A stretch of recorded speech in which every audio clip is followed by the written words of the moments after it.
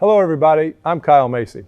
Welcome back to Season 6, Episode 1 of From the Rafters of Rupp, the Kentucky Legends Edition. This season we'll continue to profile legendary University of Kentucky basketball heroes of the past. In 5 new episodes, we'll interview individual players who have proudly worn the Kentucky blue and white during their distinguished careers at UK.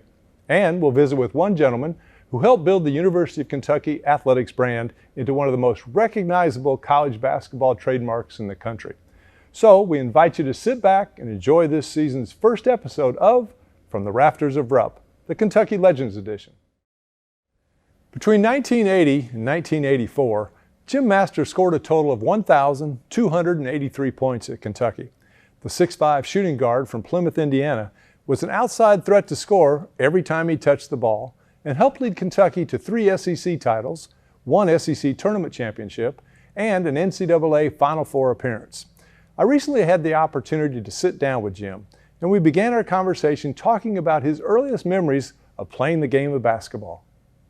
I remember growing up in a small town, Plymouth, Indiana, and pretty much from the time I can remember, I wanted to play on my basketball team in Indiana. It was kind of a big deal, and the varsity kid lived right next door to me, and then that kind of spurred me on to continue to play and just enjoyed it. And growing up in Indiana in a small town was a great thing for me.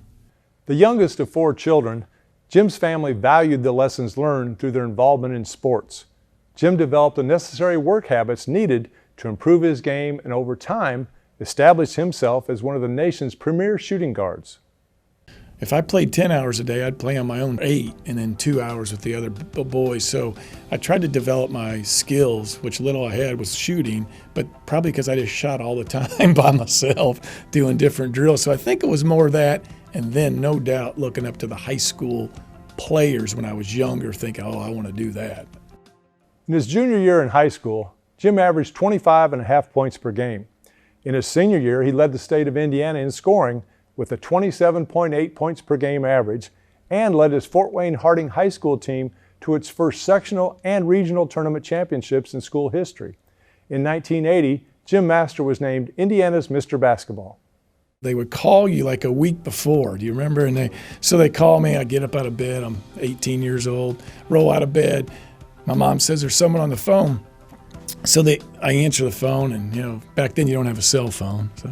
So I get out of bed, I talk. This guy says, just want you to know your name, Mr. Basketball. And don't get me wrong, sure.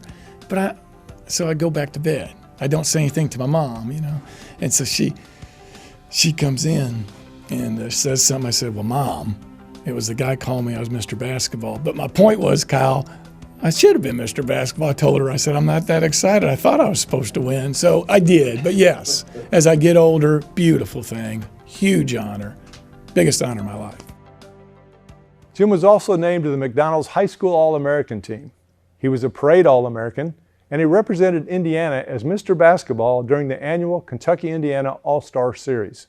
Jim was highly coveted by all the major college programs around the country. We discussed his memories of the recruiting process.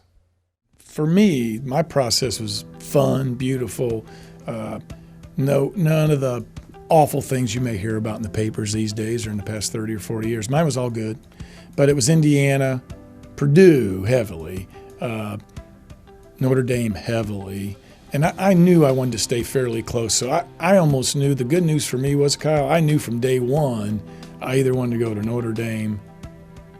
Didn't even really know about Kentucky when I started recruiting, but really I was going to go to Notre Dame, Purdue, or somewhere close.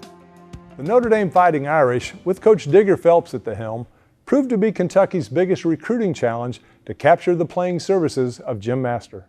You got to remember, I grew up in Plymouth, so Plymouth is 20 miles south of Notre Dame. I grew up like kids do here, wearing Kentucky stuff. I wore Notre Dame stuff, but then when Kentucky came along, that made it easily, again, my choice was real easy from the standpoint of Notre Dame or Kentucky. I knew it was down to those two for several months, really. When Jim finally signed with UK in the spring of 1980, he was joined in the class by Prep All-Americans Brett Barrett, Dickie Beal, and Melvin Turpin. This freshman foursome became part of back-to-back Kentucky recruiting classes that were ranked tops in the country. Brett would send me he was recruiting me. He signed early, so he was recruiting me and sending me packages in the mail and fun stuff. And but Dickie, and then meeting him at the All-Star games, and I knew Melvin was really good, really tall, So our class was like one of those 1, 2, or 3 classes, and the class before Kyle was 1, 2, or 3. That was Bowie, and Derek Horde, Charles Hurt, Dirk Minifield. So we had quite a collection at that time of talent. It just seemed natural that I would fit in somehow, some way. I didn't know, but I certainly was going to try. We'll return with more of my conversation with Jim Master after these words from our sponsors. For me, this is my office, workshop, and even lunchroom. We can't take long lunch breaks. Luckily, there are more than 6,500 convenience stores where we can get Hunt Brothers Pizza. It's pizza that's made to order, the way we like it, and their wings and their wing bites taste great, and they really fill you up. I can even call ahead to save time, and for me, time is money. Hey, save me some. Oh, that's good. Oh, that's great.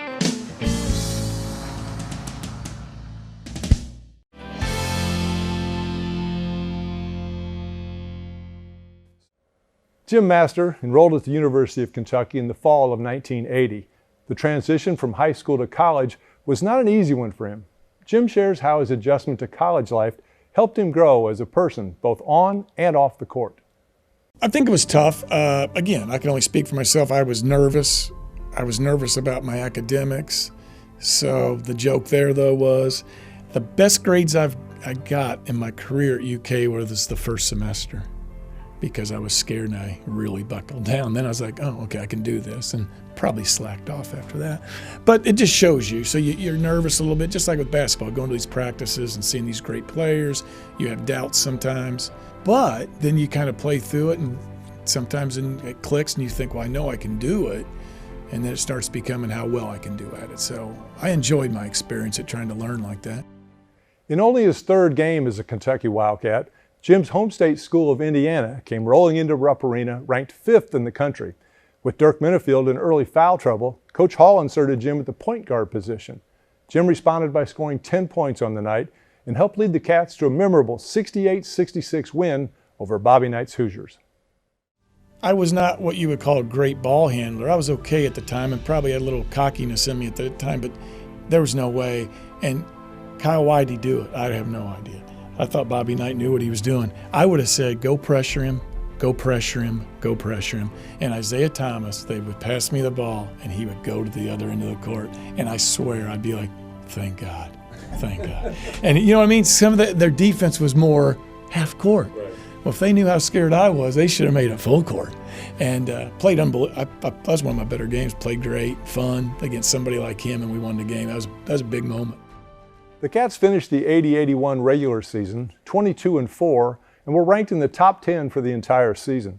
The year would come to an unexpected end, though, when Kentucky was upset 69-62 in the first round of the NCAA Tournament by Alabama Birmingham in Tuscaloosa. Only excuse we can make there is they were playing on their home court, basically, right. UAB. And Gene Bartow was a great coach, and they did have a nice team. But again, we just weren't tough. Just weren't tough enough. That's all you keep remembering back in those, my freshman year. It just seemed like we needed more of an enforcer in there. We didn't seem to have anything. The 81-82 Cats suffered an early season setback when Sam Bowie was diagnosed with a rare stress fracture that sidelined him for the entire season.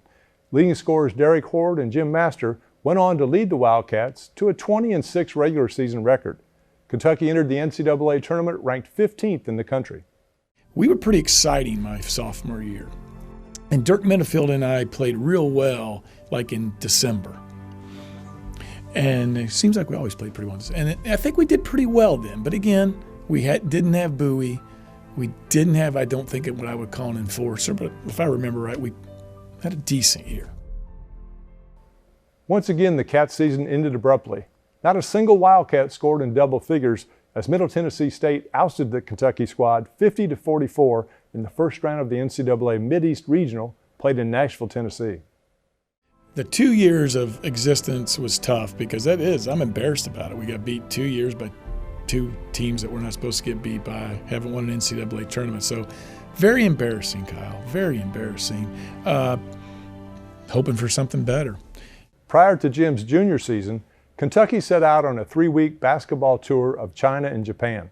With games in Tokyo and Hong Kong, Jim discusses the benefits of the trip and the positive impact it had on the Cats for the following season. And our junior year got better, I think, because of that trip, just so you know. That trip was fabulous, not only from a basketball standpoint, but from a humanitarian, getting to know things, looking all over the world. We stopped, just an unbelievable trip that Coach Hall planned for us and can't take back. Just a wonderful 21 days, I think we went. Taiwan, Hong Kong. So, one of those great trips, Kyle. But we did play basketball, and we won every game, and we had a lot of fun. I think that made us a better team going into the next year.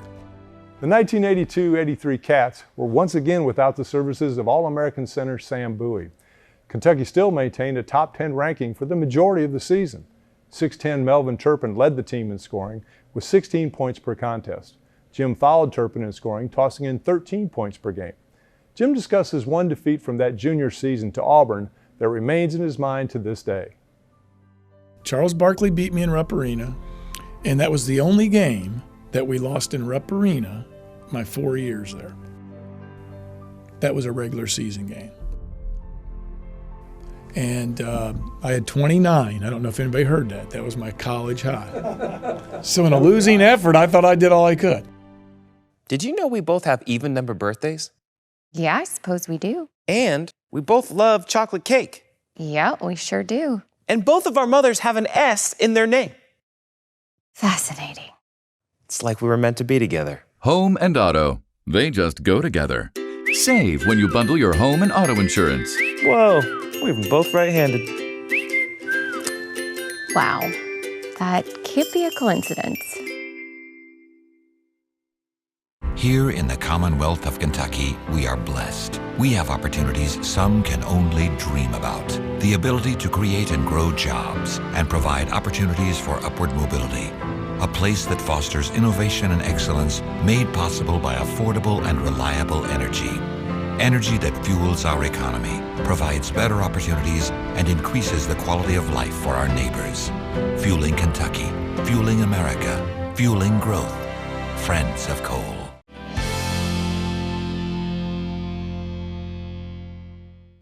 The Cats finished the 82-83 regular season 21-6. In the first round of the NCAA Tournament, Kentucky defeated Ohio University 57-40. Kentucky then knocked off number 5 Indiana 64-59 as Melvin Turpin and Jim Master led the Kentucky offense attack with 19 points each. That win set up the first of the classic Dream Game matchups. With a trip to the Final Four in the line, number 12 ranked Kentucky faced number 2 ranked Louisville for the first time in over 20 years. You asked me an hour ago when we started this what's my memories about college, and something you could say easily basketball-wise, one game, it was the Louisville basketball game we played.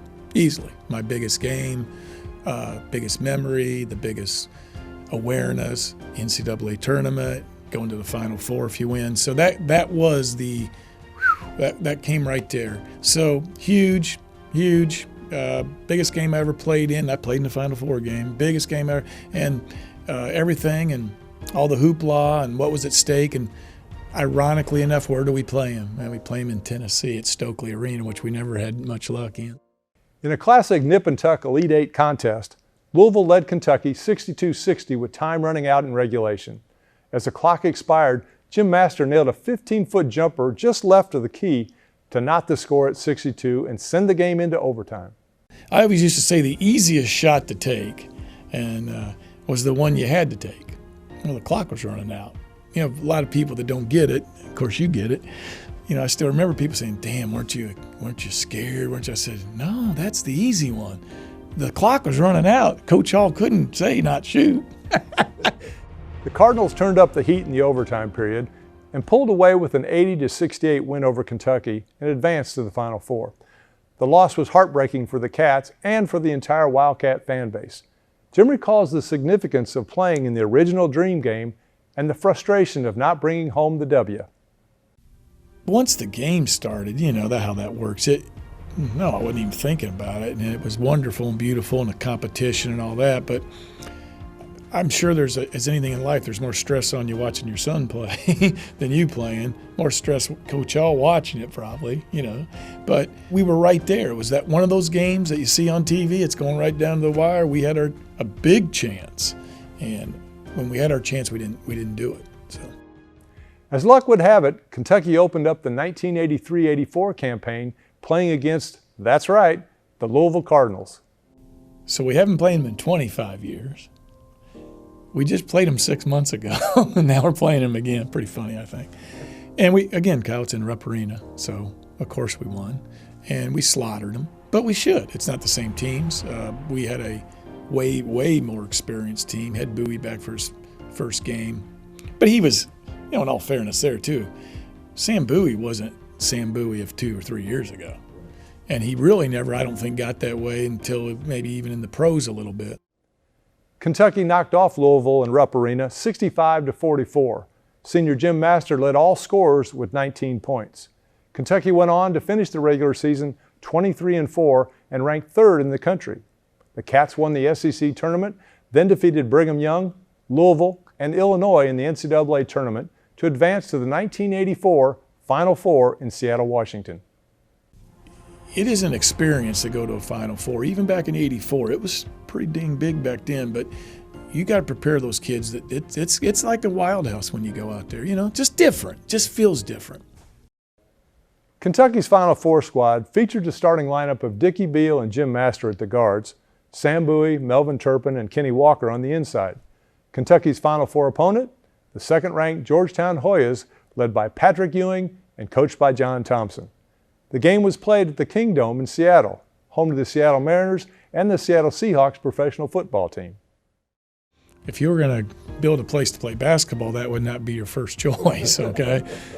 I still remember, again, you're younger, even though I was 20. You're younger, you're like, you pop into this place and there's so much smoke in there because they're cooking fries and hamburgers and barbecuing inside the place. It's pretty funny to me. I was like, is this a basketball place or what are we doing here? But it's so big. So, you learn all that. And then the hoopla of the Final Four, it's big. It was big in '84. And it is kind of euphoric. You're walking around like, and, trying to get. But we thought we were pretty good. We were good for a first half. We'll be back with more of my conversation with Jim Master after these words from our sponsors. Sorry, it's going to take longer than we thought. Great. Your wait time is approximately 1 hour. Yes. Take your time, hon. Play the Kentucky Lottery online, anywhere, anytime. I won! Yes! More games, more chances to win. Anytime is playtime. Nice purse. Funding more than $4 billion in grants and scholarships.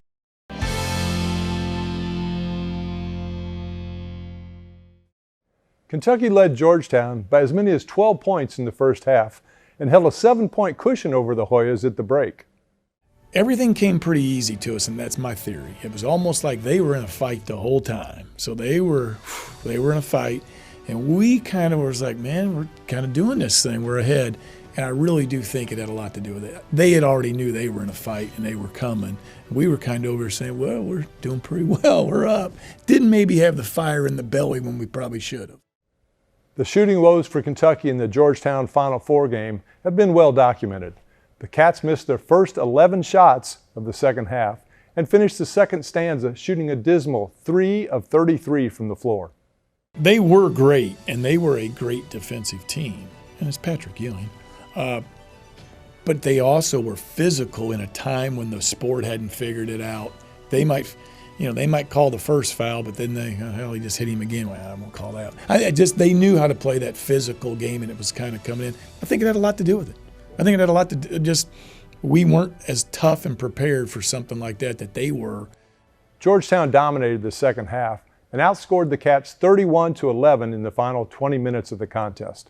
With the 53-40 victory over Kentucky, Georgetown advanced to the finals, where they defeated Houston 84-75 to capture the 1984 NCAA National Championship.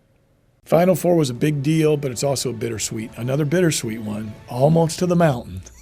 And then we have a game like that. Although Jim's season and his Kentucky career ended short of the national championship goal, he treasures his time spent at the University of Kentucky. Jim talks about the Kentucky fan base and what it means to still be a part of the Wildcats' illustrious history.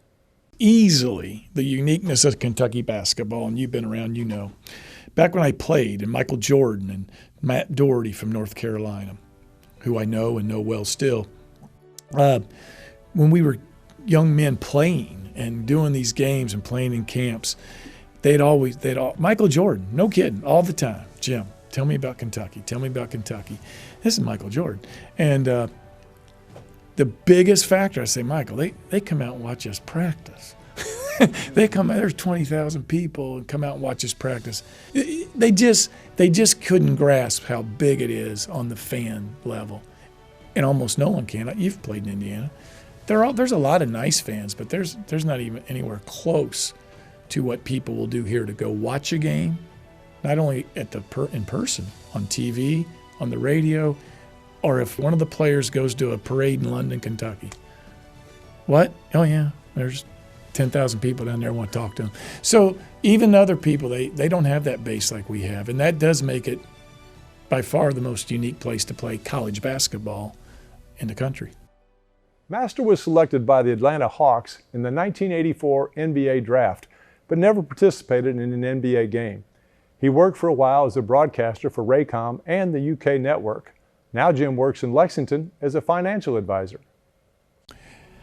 I manage money. I'm with Hilliard Lyons in Lexington, been there for 27 years, so I manage money and manage individual monies, corporate money, and it's been very fulfilling, very rewarding, and I have a passion for it like I had when I played basketball at UK or in Indiana. So that was my passion when I found it.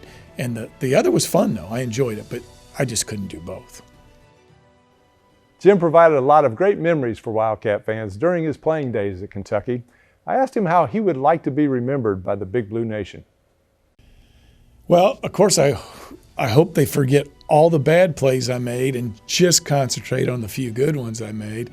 Kyle, I do that. It's fun. Again, I'm not good at most, wasn't that great and all that. But when I tell you how many people still not only recognize me, but would say about the Louisville shot I hit, it's fun. And it's, my wife, it's just fun. It's just, they still do it. So my point is, I'm glad to be a small part of the history of UK basketball. I'm proud of it. So, Jim Master enjoyed a very successful career at the University of Kentucky. His teams won 3 SEC titles and 1 SEC Tournament championship. He helped UK advance to 2 Elite Eights and 1 Final Four. Jim was a 2-time All-SEC performer for the Cats and was named to the NCAA All-Regional team in his senior year. Jim is a member of the prestigious 1,000-point club, and when his career ended at Kentucky, his 84.92 shooting percentage at the foul line ranked him second on Kentucky's all-time free throw list. Jim Master will always be recognized as one of University of Kentucky's all-time great shooting guards. Thanks for joining us, everybody. Until next time, when we hear more tales from the Rafters of Rupp.